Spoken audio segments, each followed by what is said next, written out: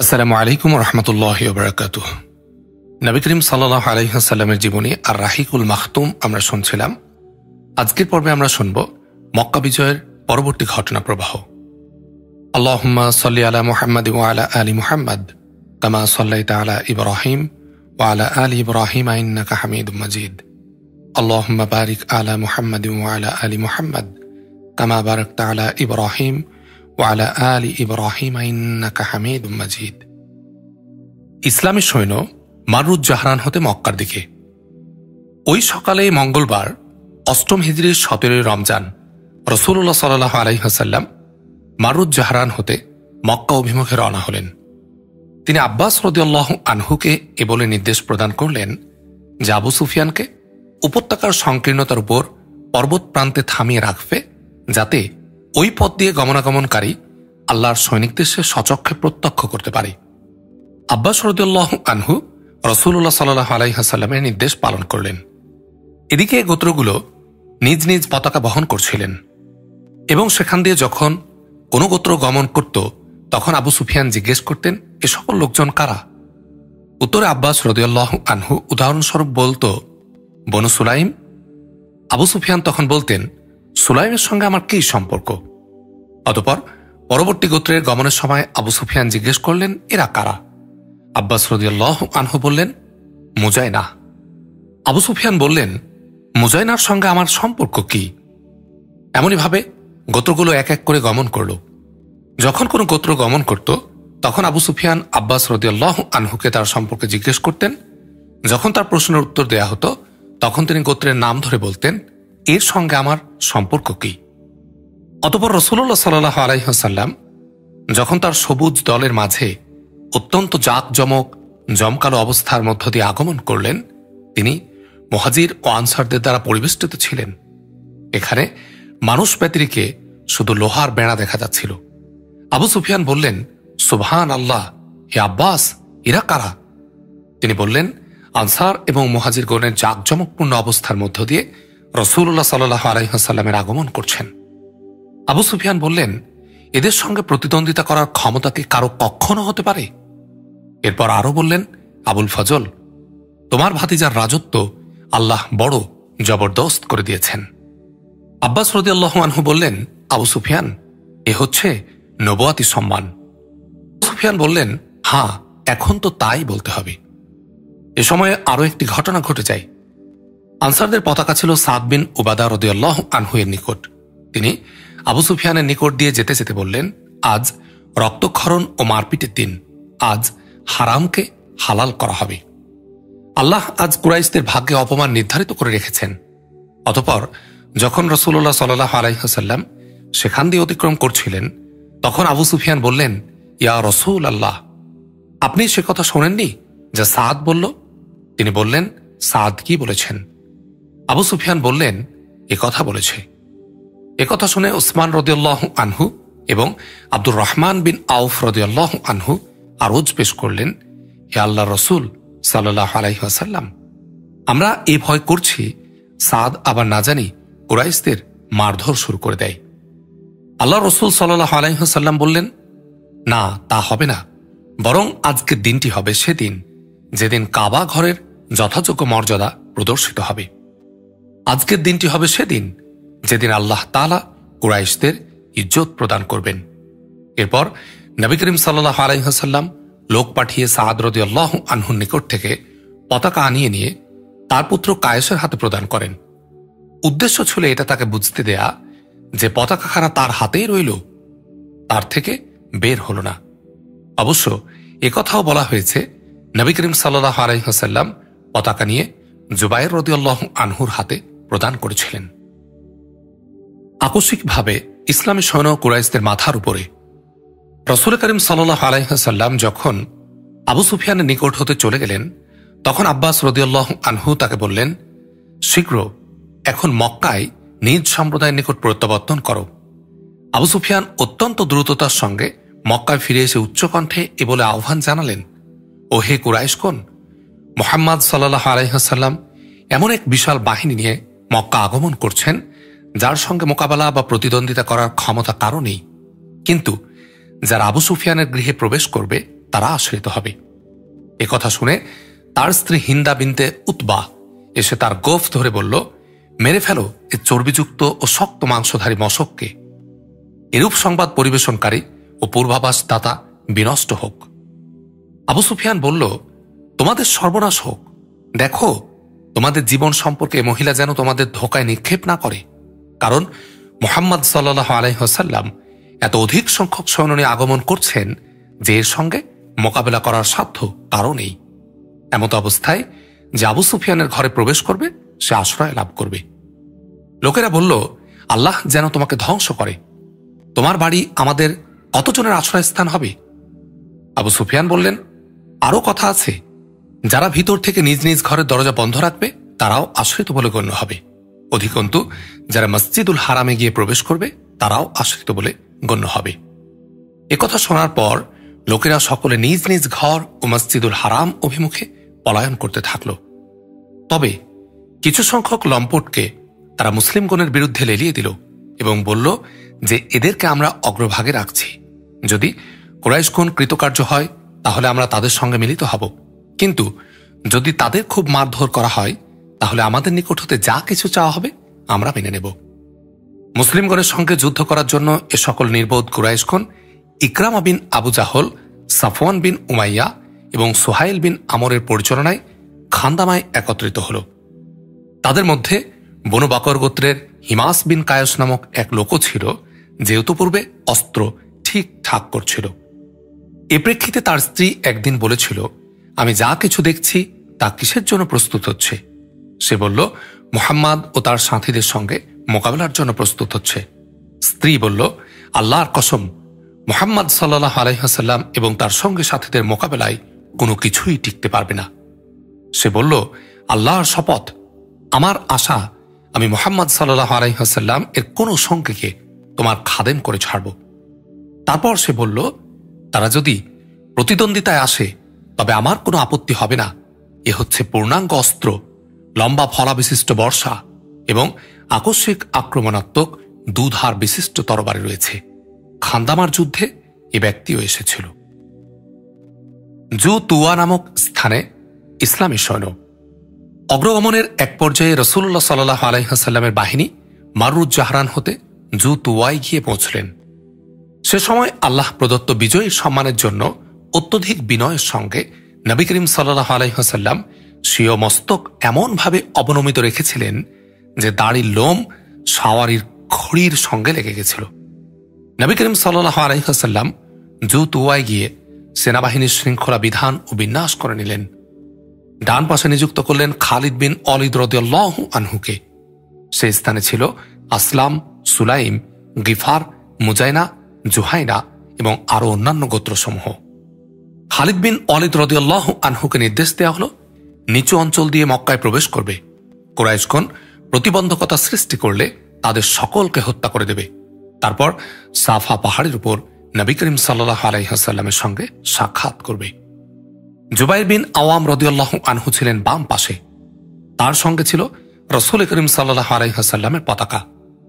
নবী করিম সাল্লাল্লাহু আলাইহি ওয়াসাল্লাম তাকে নির্দেশ প্রদান করলেন মক্কার উপরিভাগ অর্থাৎ কাদা নামক স্থান দিয়ে প্রবেশ করতে এবং হাজুনে গিয়ে পতাকা উত্তোলন করে তথায় তার জন্য অপেক্ষা করতে।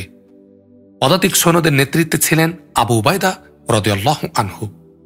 নবী করিম সাল্লাল্লাহু আলাইহি ওয়াসাল্লাম তাকে নির্দেশ প্রদান করেছিলেন বাতনে ওয়াদির পথ দিয়ে এমনভাবে অগ্রসর হতে যাতে তিনি রাসূল করিম সাল্লাল্লাহু আলাইহি ওয়াসাল্লামের পূর্বে মক্কায় অবতরণ করতে সক্ষম হন। মক্কায় ইসলামী সৈন্যের প্রবেশ। উপর্যুক্ত এ নির্দেশনা লাভের পর ভিন্ন ভিন্ন বাহিনী নিজ নিজ নির্ধারিত পথ ধরে অগ্রসর হতে থাকলেন। খালিদ বিন ওয়ালিদের বাহিনীর সম্মুখে যে সকল মুশরিক এসেছিল তাদের সকলকে হত্যা করা হল। অবশ্য তার বন্ধুদের মধ্য থেকে ওরজ বিন জাবির ফিহরি, খোনাইস বিন খালিদ বিন রাবিয়া শাহাদাতের পেয়ালা পান করেন। এর কারণ ছিল এই যে এ দুজন সেনাবাহিনী থেকে বিক্ষিপ্ত অবস্থায় ভিন্ন পথ ধরে গমন করছিলেন। সে অবস্থায় তাদের হত্যা করা হয়। খান্দামায় পৌঁছানোর পর খালিদ রাদিয়াল্লাহু আনহু এবং কুরাইশ লম্পটদের মধ্যে সংঘর্ষ হয়। সামান্য সংঘর্ষে 12 জন মুশরিক নিহত হওয়ার পর তাদের মধ্যে পলায়নের হিড়িক পড়ে যায়। হিমাস বিন কায়স যে মুসলিমগণের সঙ্গে যুদ্ধ করার জন্য পূর্ব থেকে অস্ত্রশস্ত্র ঠিকঠাক করে রেখেছিল, যুদ্ধক্ষেত্র থেকে পলায়ন করার পর নিজ গৃহে প্রবেশ করল এবং তার স্ত্রীকে বলল, দরজা বন্ধ করে দাও। তার স্ত্রী বলল, ওই কথাটি কোথায় গেল যা তুমি বলতেছিলে?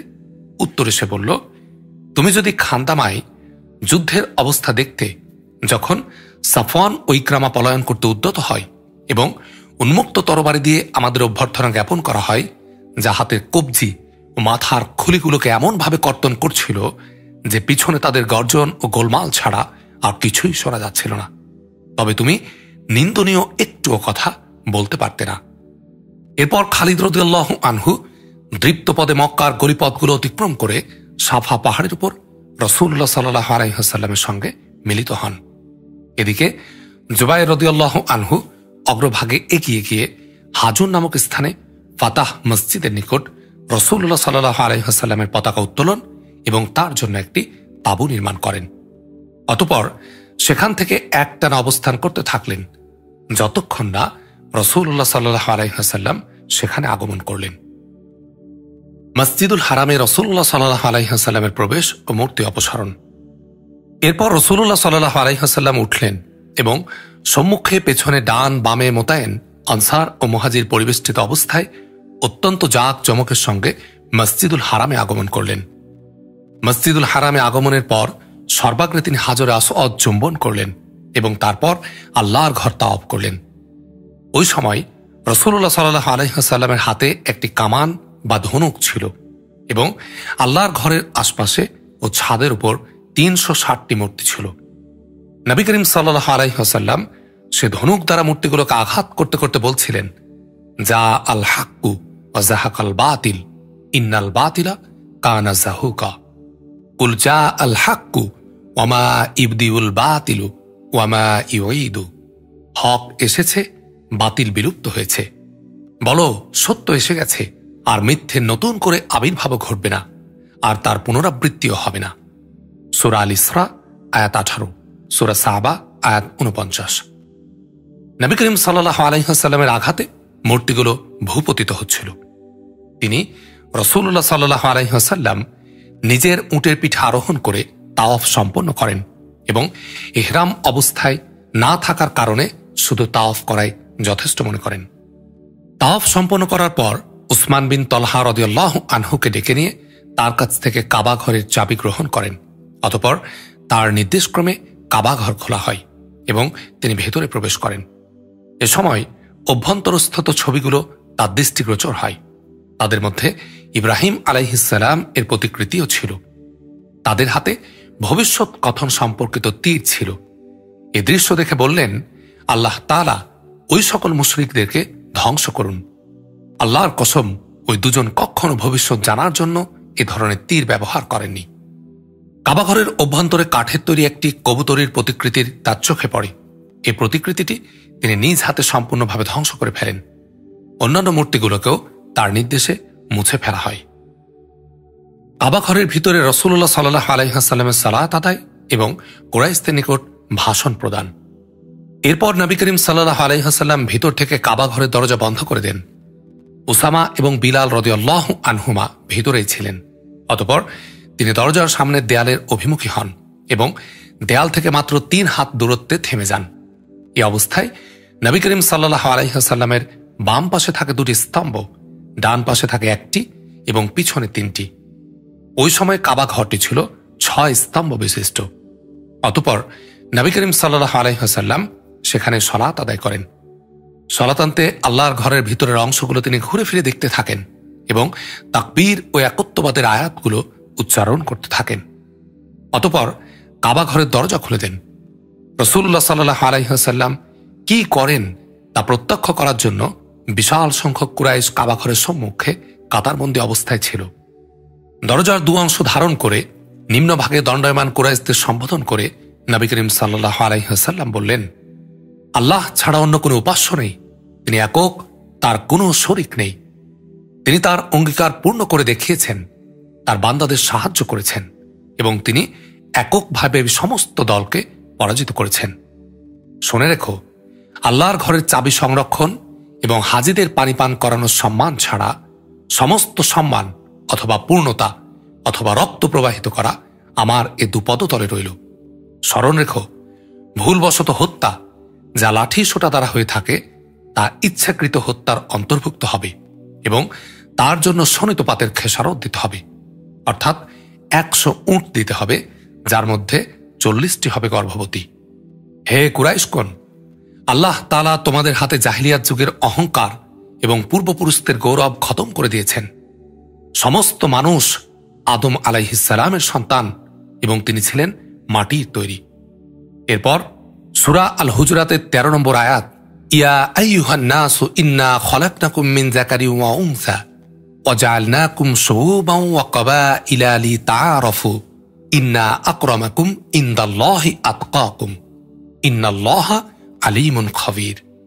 হে মানব জাতি, আমি তোমাদেরকে একজন পুরুষ এবং একজন মহিলা থেকে সৃষ্টি এবং সম্প্রদায় ও গোত্রে বিভক্ত করেছি, যেন তোমরা পরস্পর পরিচিত হতে পারো। তোমাদের মধ্যে আল্লাহর নিকট ওই ব্যক্তি অধিক সম্মানিত যে সর্বাধিক পরহেজগার। অবশ্য আল্লাহ সব কিছু জ্ঞাত আছেন, সব খবর রাখেন। এ আয়াত পাঠ করেন। অদ্য কারো নিন্দা নেই। অতঃপর নবী করিম সাল্লাল্লাহু আলাইহি ওয়াসাল্লাম বললেন, ওহে কুরাইশ জনগণ, তোমাদের কি ধারণা তোমাদের সঙ্গে আমি কিরূপ ব্যবহার করব বলে মনে করছো? সকলে বলল, খুব ভালো, আপনি সদয় ভাই এবং সদয় ভাইয়ের পুত্র।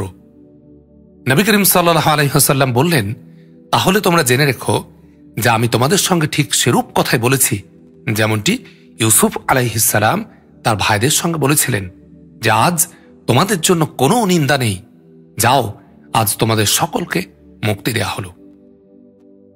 কাবা ঘরের চাবি যার অধিকার তাকেই দেয়া হলো। এরপর রাসূলুল্লাহ সাল্লাল্লাহু আলাইহি ওয়াসাল্লাম মসজিদুল হারামে বসে পড়লেন।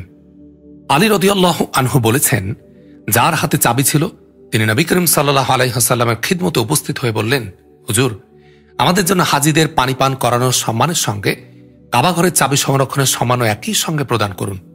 আল্লাহ আপনার উপর রহম করুন। অন্য এক বর্ণনা মোতাবেক এই আরজটি আব্বাস রাদিয়াল্লাহু আনহু করেছিলেন। অতঃপর নবী করিম সাল্লাল্লাহু আলাইহি ওয়াসাল্লাম বললেন, উসমান বিন তলহা কোথায়? তাকে ডাকা হলে নবী করিম সাল্লাল্লাহু আলাইহি ওয়াসাল্লাম বললেন, উসমান, এ নাও তোমার চাবি। অদ্য পুণ্য ও আদা পূরণের দিন। তাবাকাত ইবনু সাদ রাদিয়াল্লাহু আনহু এর বর্ণনায় আছে যে চাবি দেওয়ার সময় নবী করিম সাল্লাল্লাহু আলাইহি ওয়াসাল্লাম আরও বলেছিলেন, সর্বক্ষণের জন্যই তুমি এ চাবি গ্রহণ করো। তোমার নিকট থেকে চাবি সেই ছিনিয়ে নেবে যে অত্যাচারী হবে। উসমান, আল্লাহ নিজ ঘরের জন্য তোমাকে বিশ্বাস ভাজন করেছেন, অতএব আল্লাহর এ ঘরে ন্যায়সঙ্গত উপায়ে তুমি যা পাবে তা ভোগ করবে। কাবার ছাদে বিলাল রাদিয়াল্লাহু আনহুর আজান। তখন সালাতের সময় হয়েছিল, তাই রাসূলুল্লাহ সাল্লাল্লাহু আলাইহি ওয়াসাল্লাম বিলাল রাদিয়াল্লাহু আনহুকে নির্দেশ প্রদান করলেন কাবার ছাদে উঠে আজান দিতে। সে সময় কাবার বারান্দায় উপবিষ্ট ছিল আবু সুফিয়ান বিন হার্ব, আত্তাব বিন উসাইদ এবং হারিস বিন হিশাম। আত্তাব বলল, আল্লাহ উসাইদকে সম্মান প্রদান করেছেন যে তিনি আজান ধ্বনি শুনেননি, নতুবা তাকে এক অপছন্দনীয় জিনিস বা আজান শুনতে হতো। এর প্রেক্ষিতে হারিস বলল, শোনো, আল্লাহর কসম, আমি যদি জানতে পারি যে তা সত্য তাহলে আমি তাদের অনুসারী হয়ে যাব। এর প্রেক্ষিতে আবু সুফিয়ান বলল, দেখো, আল্লাহর কসম, আমি কিছুই বলবো না, কারণ যদি আমি কিছু বলি তবে কঙ্করগুলো আমার সম্পর্কে সংবাদ দেবে। এরপর নবী করিম সাল্লাল্লাহু আলাইহি ওয়াসাল্লাম তাদের নিকট আগমন করলেন এবং বললেন, লাকাদ উলিমতু আল্লাযী কুলতুম, এখন তোমরা যে আলাপ করলে তা আমাকে জানানো হয়েছে। অতঃপর তিনি তাদের আলাপের কথাগুলো পুনরাবৃত্তি করলেন। এ প্রেক্ষিতে হারিস এবং আত্তাব বলে উঠল, আমরা সাক্ষ্য দিচ্ছি আপনি আল্লাহর রাসূল সাল্লাল্লাহু আলাইহি ওয়াসাল্লাম। আল্লাহর কসম, আমাদের সঙ্গে এমন কেউ ছিল না যে আমাদের কথাবার্তা শুনতে পারে। এরকম কিছু হলে আমরা বলতাম সে ব্যক্তি আমাদের কথাবার্তা নবী করিম সাল্লাল্লাহু আলাইহি ওয়াসাল্লাম নিকট পৌঁছে দিয়েছেন, তা না হলে তিনি খবর পেলেন কিভাবে? বিজয়োত্তর শুকরানা সালাত। সেদিনই রাসূলুল্লাহ সাল্লাল্লাহু আলাইহি ওয়াসাল্লাম উম্মু হানি বিনতে আবু তালিবের ঘরে গমন করেন, সেখানে গোসল করেন এবং তার ঘরে 8 রাকাত সালাত আদায় করেন। সূর্যোদয় ও দ্বিপ্রহরের মধ্যবর্তী সময়ে তিনি এ সালাত আদায় করেন। এ কারণে কেউ কেউ চাস্তের সালাত বলে ধারণা করেছেন, কিন্তু এটি ছিল কেবল বিজয়োত্তর শুকরানা সালাত। উম্মু হানি তার দুজন দেবরকে আশ্রয় দিয়ে রেখেছিলেন। রাসূলুল্লাহ সাল্লাল্লাহু আলাইহি ওয়াসাল্লাম বললেন, হে উম্মু হানি, তুমি যাদেরকে আশ্রয় দিয়েছ আমিও তাদেরকে আশ্রয় দিলাম।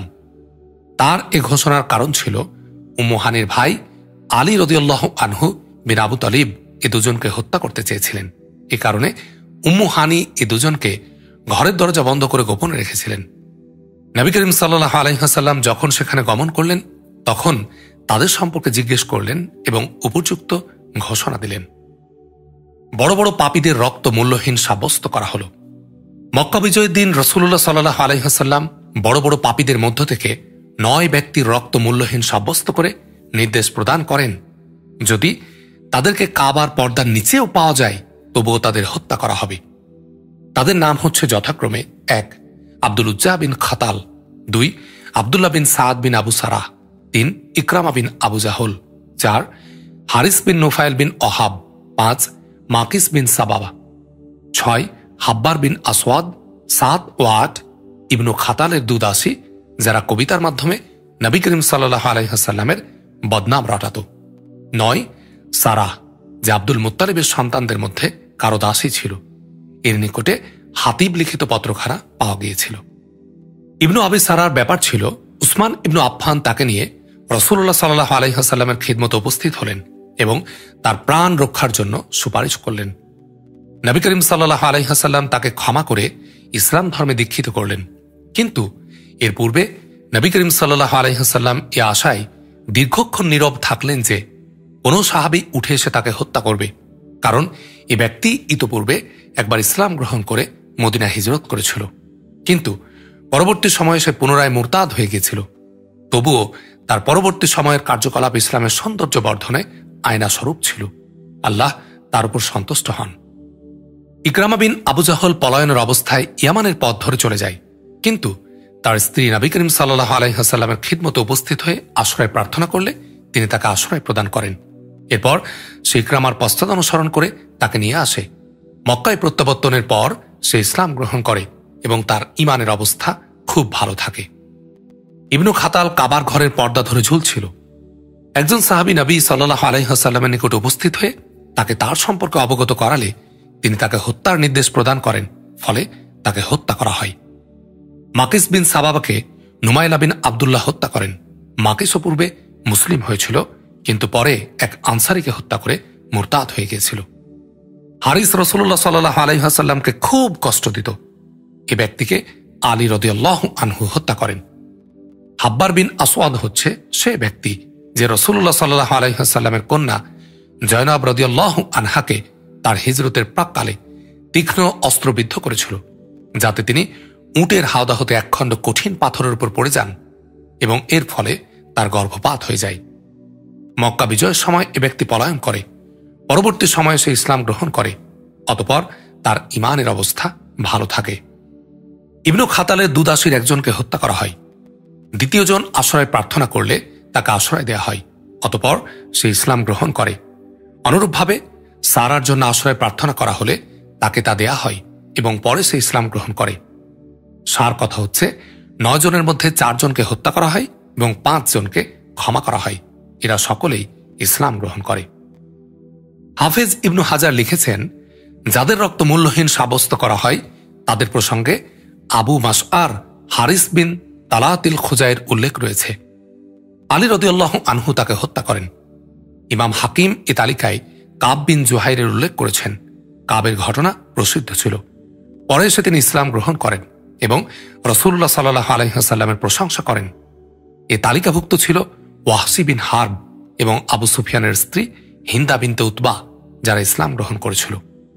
তাদের মধ্যে ছিল ইবনু খাতালের দাসী আরনাব এবং উম্মু সাদ। এদের হত্যা করা হয়েছিল। ইবনু ইসহাকও অনুরূপ উল্লেখ করেছেন। এভাবে পুরুষদের সংখ্যা দাঁড়ায় 8, মহিলাদের সংখ্যা 6। এ পার্থক্যের কারণ এ হতে পারে যে 2 জন দাসী আরনাব এবং উম্মু সাদ ছিল এবং পার্থক্য ছিল শুধু নাম, উপনাম অথবা উপাধির। সাফওয়ান বিন উমাইয়া এবং ফুজারা বিন উমাইরের ইসলাম গ্রহণ।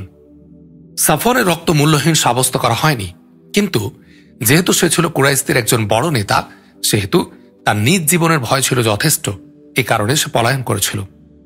উমাইর বিন ওয়াহাব জুমাহি রাসূলুল্লাহ সাল্লাল্লাহু আলাইহি ওয়াসাল্লামের খিদমতে উপস্থিত হয়ে তার আশ্রয় প্রার্থনা করেন। নবী করিম সাল্লাল্লাহু আলাইহি ওয়াসাল্লাম তাকে আশ্রয় প্রদান করেন এবং এর প্রতীক স্বরূপ তাকে তার সেই পাগড়িটি প্রদান করেন মক্কায় প্রবেশকালে, যা তিনি নিজ মস্তকে বেঁধে রেখেছিলেন।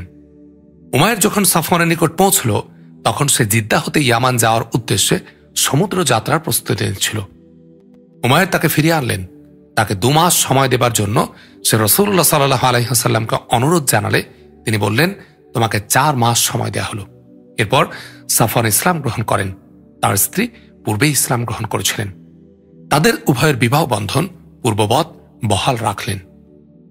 ফুজালা একজন বীর পুরুষ ছিল। রাসূলুল্লাহ সাল্লাল্লাহু আলাইহি ওয়াসাল্লাম যখন তাওয়াফ করছিলেন, তখন সে তাকে হত্যার উদ্দেশ্যে তার নিকট এসেছিল। কিন্তু রাসূলুল্লাহ সাল্লাল্লাহু আলাইহি ওয়াসাল্লাম তাকে তার গোপন কুমতলবের কথা বলে দিলে সে মুসলিম হয়ে যায়। বিজয়ের দ্বিতীয় দিবসে রাসূলুল্লাহ সাল্লাল্লাহু আলাইহি ওয়াসাল্লামের ভাষণ। বিজয়ের দ্বিতীয় দিবসে ভাষণ দেওয়ার জন্য আল্লাহর নবী সাল্লাল্লাহু আলাইহি ওয়াসাল্লাম জনতার সম্মুখে দণ্ডায়মান হলেন। ভাষণের প্রারম্ভে আল্লাহর প্রশংসা ও স্তব স্তুতি বর্ণনার পর রাসূলুল্লাহ সাল্লাল্লাহু আলাইহি ওয়াসাল্লাম বললেন, আইয়ুহান নাস, ইন্নাল্লাহা হাররামা মাক্কাতা ইয়াওমা খালাকাস সামাওয়াতি ওয়াল আরদ ফাহিয়া হারামুন বিহুরমাতিল্লাহ ইলা ইয়াউমিল কিয়ামাহ ফালা ইয়াহিল্লু লিইমরিইন ইউমিনু বিল্লাহি ওয়াল ইয়াউমিল আখিরি আন ইয়াসফিকা ফিহা দামান আও ইয়াদুদু বিহা শাজারাতান ফাইন আহাদুন তারাক্খাসা লিকিতালি রাসূলিল্লাহি সাল্লাল্লাহু আলাইহি ওয়াসাল্লাম ফাকুলু ইন্নাল্লাহা আযিনা লিরাসূলিহি ওয়া লাম ইয়াযান লাকুম ওয়া ইন্নামা খাল্লাত লি সাআতান মিন নাহারিন ওয়াকাদ আদাত হুরমাতুহাল ইয়াওমা কা হুরমাতিহা বিল আমসি ফালইউবাল্লিগু শাহিদুল গায়ব। অজ্ঞানুবর্তী হওয়ার শপথ। আল্লাহ তাআলা যখন রাসূলুল্লাহ সাল্লাল্লাহু আলাইহি ওয়াসাল্লাম এবং মুসলিমগণের মক্কা বিজয় দান করেন, তখন মক্কাবাসীদের উপর একটি অধিকার সুস্পষ্ট হয়ে যায় এবং তাদের বিশ্বাস দৃঢ়মূল হয়ে যায় যে ইসলাম ছাড়া কৃতকার্যতার আর কোনোই পথ নেই। এজন্য তারা ইসলামের আনুগত্য ও আজ্ঞাবর্তী হওয়ার শপথ গ্রহণের জন্য একত্রিত হয়। সাফা পাহাড়ে উপবিষ্ট অবস্থায় রাসূলুল্লাহ সাল্লাল্লাহু আলাইহি ওয়াসাল্লাম মক্কাবাসীদের অজ্ঞানুবর্তিতার শপথ গ্রহণ করেন। উমর বিন খাত্তাব রাদিয়াল্লাহু আনহু নবী করিম সাল্লাল্লাহু আলাইহি ওয়াসাল্লামের উপবেশন স্থানের নিচে বসে জনগণের অঙ্গীকার গ্রহণ করছিলেন। লোকজনেরা রাসূলুল্লাহ সাল্লাল্লাহু আলাইহি ওয়াসাল্লামের নিকট এ বলে ওয়াদা করেন যে আপনার কথা আমরা শ্রবণ করব এবং সাধ্যমতো তা মান্য করে চলব। তাফসির মাদারিকের মধ্যে উল্লেখিত হয়েছে, রাসূলুল্লাহ সাল্লাল্লাহু আলাইহি ওয়াসাল্লাম যখন পুরুষদের বায়াত গ্রহণ সম্পন্ন করে অবকাশপ্রাপ্ত হলেন, তখন সাফা পাহাড়ের উপরেই মহিলাদের বায়াত গ্রহণ আরম্ভ করলেন। উমর রাদিয়াল্লাহু আনহু নবী করিম সাল্লাল্লাহু আলাইহি ওয়াসাল্লামের নিচে অবস্থান করে তার নির্দেশ মতো বায়াত গ্রহণ করছিলেন এবং তাদের নিকট নবী করিম সাল্লাল্লাহু আলাইহি ওয়াসাল্লামের বাণী পৌঁছে দিচ্ছিলেন। উল্লেখিত সময়ের মধ্যে আবু সুফিয়ানের স্ত্রী হিন্দা বিনতে উতবা বেশভূষার পরিবর্তন সহকারে আগমন করল।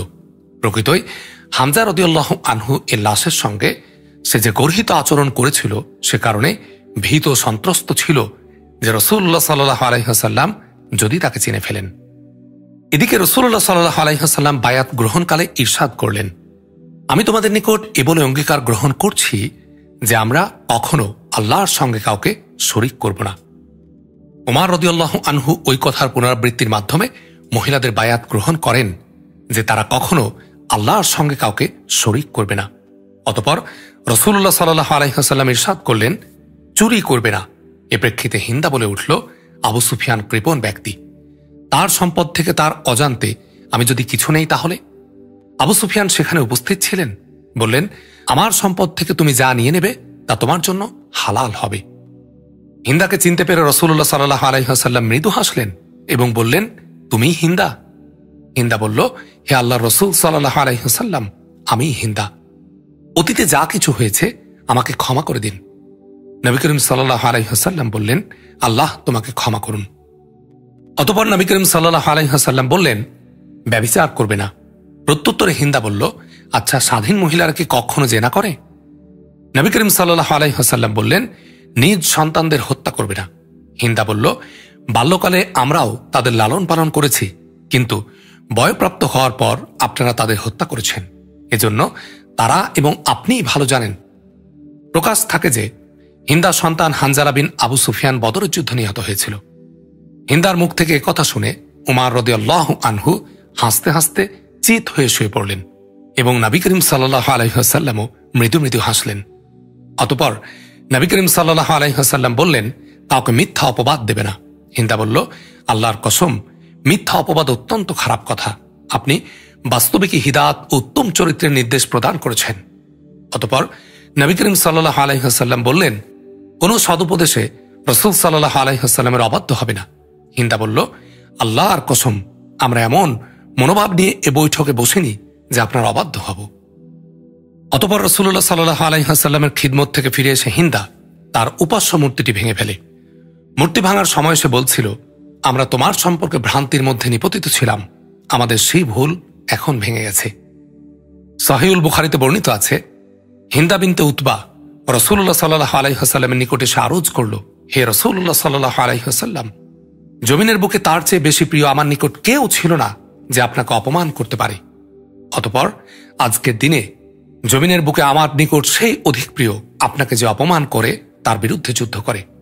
অতঃপর আবার বলল, হে রাসূলুল্লাহ সাল্লাল্লাহু আলাইহি ওয়াসাল্লাম, আবু সুফিয়ান খুব কৃপণ লোক, আমি যদি তার সম্পদ হতে আমাদের পরিবারের জন্য ব্যয় করি তবে কি তা অন্যায় হবে? রাসূলুল্লাহ সাল্লাল্লাহু আলাইহি ওয়াসাল্লাম ইরশাদ করলেন, না, অন্যায় হবে না, তবে তা নিতে হবে ইনসাফের সাথে। রাসূলুল্লাহ সাল্লাল্লাহু আলাইহি ওয়াসাল্লামের মক্কায় অবস্থান এবং কর্ম। রাসূলুল্লাহ সাল্লাল্লাহু আলাইহি ওয়াসাল্লাম মক্কায় 19 দিন অবস্থান করেন। উল্লেখিত সময়ের মধ্যে তিনি ইসলামের পুনরুজ্জীবনের প্রক্রিয়ায় তৎপর থাকেন এবং মানুষকে হিদায়াত ও তাকওয়ার আদেশ দিতে থাকেন। উল্লেখিত সময়ের মধ্যে নবী করিম সাল্লাল্লাহু আলাইহি ওয়াসাল্লামের নির্দেশক্রমে আবু সাঈদ এবং খুজাই নতুনভাবে হারামের সীমানায় স্তম্ভ খাড়া করেন এবং ইসলামের দাওয়াত প্রদান করেন। মক্কার পার্শ্ববর্তী স্থানসমূহের মূর্তিগুলো ভেঙে ফেলা হয়। অধিকন্তু নবী করিম সাল্লাল্লাহু আলাইহি ওয়াসাল্লামের পক্ষ থেকে ঘোষণাকারী মক্কায় ঘোষণা করতে থাকে, যে ব্যক্তি আল্লাহ তাআলা এবং কিয়ামত দিবসের প্রতি ঈমান রাখে সে নিজ গৃহে কোনো মূর্তি রাখবে না। যদি ঘরে মূর্তি থাকে তাকে অবশ্যই তা ভেঙে ফেলতে হবে। বিভিন্ন অভিযান এবং প্রতিনিধি প্রেরণ। 1. মক্কা বিজয়ের সঙ্গে সংশ্লিষ্ট যাবতীয় কাজকর্ম সুসম্পন্ন করার পর যখন তিনি কিছুটা অবকাশ লাভ করলেন, তখন 8ম হিজরির 25 রমজান উজ্জা নামক দেব মূর্তি বিনষ্ট করার উদ্দেশ্যে খালিদ বিন ওয়ালিদ রাদিয়াল্লাহু আনহুর নেতৃত্বে একটি ছোট্ট সৈন্যদল প্রেরণ করলেন। উজ্জা মূর্তির মন্দিরটি ছিল নাখালা নামক স্থানে। এটি ভেঙে ফেললে খালিদ রাদিয়াল্লাহু আনহু প্রত্যাবর্তন করলে রাসূলুল্লাহ সাল্লাল্লাহু আলাইহি ওয়াসাল্লাম তাকে জিজ্ঞেস করলেন, তুমি কি কিছু দেখেছিলে? খালিদ রাদিয়াল্লাহু আনহু বললেন, না। রাসূলুল্লাহ সাল্লাল্লাহু আলাইহি ওয়াসাল্লাম বললেন, তাহলে প্রকৃতপক্ষে তুমি তা ভাঙোনি, পুনরায় যাও এবং তা ভেঙে দাও।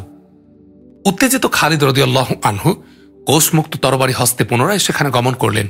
এবারে বিক্ষিপ্ত ও বিবস্ত্র চুল বিশিষ্ট এক মহিলা তাদের দিকে বের হয়ে এলো। মন্দির প্রহরী তাকে চিৎকার করে ডাকতে লাগলো, কিন্তু এমন সময় খালিদ রাদিয়াল্লাহু আনহু তরবারি তারা তাকে এতই জোরে আঘাত করলেন যে তার দেহ দ্বিখণ্ডিত হয়ে গেল। অতঃপর রাসূলুল্লাহ সাল্লাল্লাহু আলাইহি ওয়াসাল্লামকে তিনি এই সংবাদ অবগত করালে তিনি বললেন, হ্যাঁ, সেটাই ছিল উজ্জা।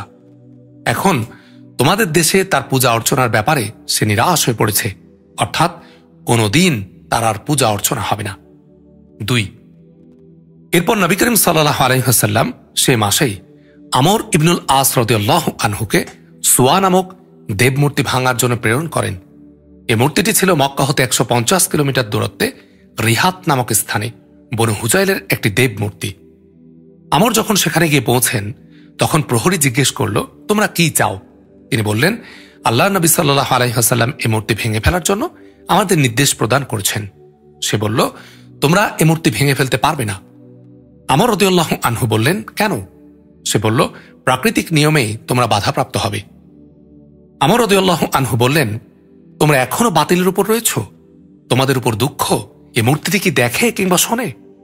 অতঃপর মূর্তিটির নিকট গিয়ে তিনি তা ভেঙে ফেললেন এবং সঙ্গে সাথীদের নির্দেশ প্রদান করলেন ধন ভাণ্ডার এবং গৃহটি ভেঙে ফেলতে, কিন্তু ধন ভাণ্ডার থেকে কিছুই পাওয়া গেল না। অতঃপর তিনি প্রহরীকে বললেন, বলো কেমন হলো? সে বলল, আল্লাহর দ্বীন ইসলাম আমি গ্রহণ করলাম। 3.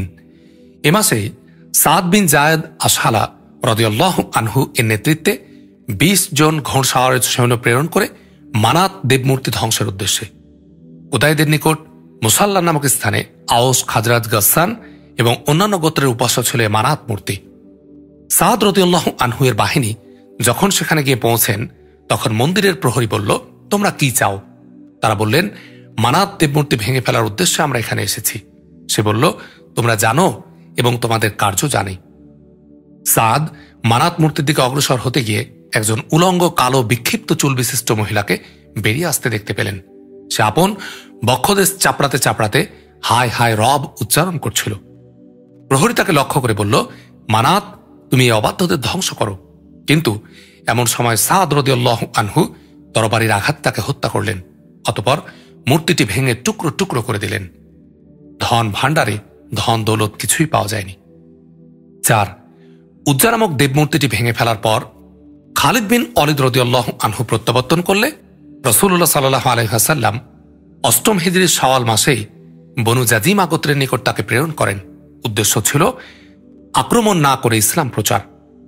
খালিদ রাদিয়াল্লাহু আনহু মুহাজির, আনসার এবং বনু সুলাইম গোত্রের 350 লোকজন সহ বনু জাজিমার নিকট গিয়ে ইসলামের দাওয়াত পেশ করেন। তারা ইসলাম গ্রহণ করেছি বলার পরিবর্তে আমরা স্বধর্ম ত্যাগ করেছি, আমরা স্বধর্ম ত্যাগ করেছি বলল। এ কারণে খালিদ রাদিয়াল্লাহু আনহু তাদের হত্যা এবং বন্দী করতে আদেশ দিলেন। তিনি সঙ্গে সাথীদের একজনের হস্তে এক একজন বন্দীকে সমর্পণ করলেন। অতঃপর এ বলে নির্দেশ প্রদান করলেন যে প্রত্যেক ব্যক্তি তার নিকটে সমর্পিত বন্দীকে হত্যা করবে। কিন্তু ইবনে উমার রাদিয়াল্লাহু আনহু এবং তার সঙ্গীগণ এ নির্দেশ পালনে অস্বীকৃতি জ্ঞাপন করলেন। অতঃপর যখন নবী করিম সাল্লাল্লাহু আলাইহি ওয়াসাল্লামের নিকট খিদমতে উপস্থিত হলেন তখন বিষয়টি নিয়ে আলাপ আলোচনা হল। তিনি দুহাত উত্তোলন করে দুবার বললেন, হে আল্লাহ, খালিদ যা করেছে আমি তা হতে তোমার নিকটে নিজেকে পবিত্র বলে ঘোষণা করছি। এই পরিস্থিতিতে শুধুমাত্র বনু সুলাইম গোত্রের লোকজনই নিজ বন্দীদের হত্যা করেছিল। আনসার ও মুহাজিরিনগণ হত্যা করেননি। রাসূলুল্লাহ সাল্লাল্লাহু আলাইহি ওয়াসাল্লাম আলী রাদিয়াল্লাহু আনহুকে প্রেরণ করে তাদের নিহত ব্যক্তিদের শোণিত খেসারত এবং ক্ষতিপূরণ প্রদান করেন।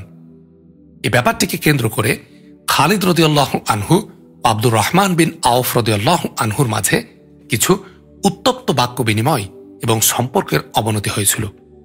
এ সংবাদ অবগত হওয়ার পর রাসূলুল্লাহ সাল্লাল্লাহু আলাইহি ওয়াসাল্লাম বললেন, খালিদ, থেমে যাও, আমার সহচরদের কিছু বলা হতে বিরত থাকো।